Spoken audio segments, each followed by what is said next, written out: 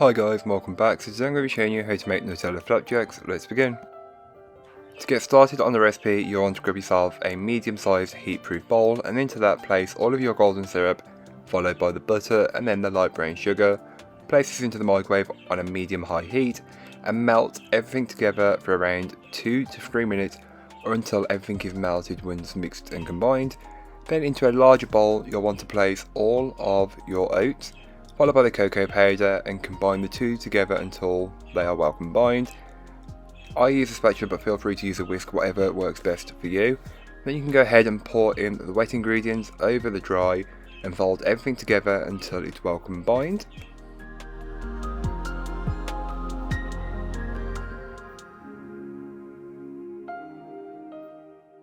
You can then go ahead and add in some chocolate chips. This is just to add more chocolate, because who doesn't want more chocolate?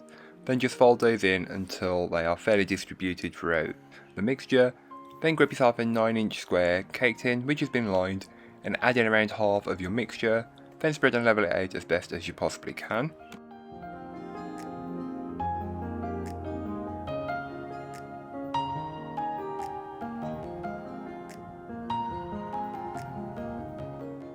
You can then go ahead and top this with some Nutella. Feel free to warm it up a little bit in the microwave first, as this will help make it more spreadable and much easier to do so. So then you can always use more Nutella if you wanted. I just went with this amount as it was a perfect amount for me, but feel free to use more if you want to. Once the Nutella is spread out, you can top that with some chopped hazelnuts, and this is just to add some more flavour and texture.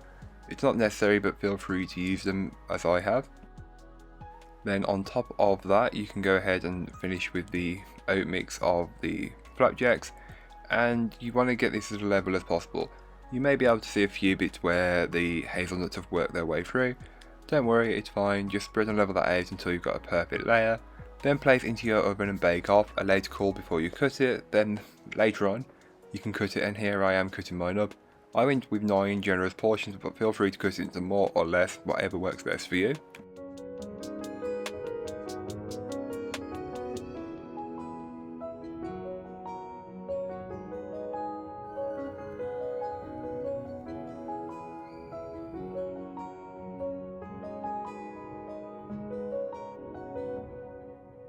So thank you so much for watching. I hope you enjoyed. If you did, don't forget to like, comment and subscribe for more from me, and I'll be back again very soon with another recipe, so join me then.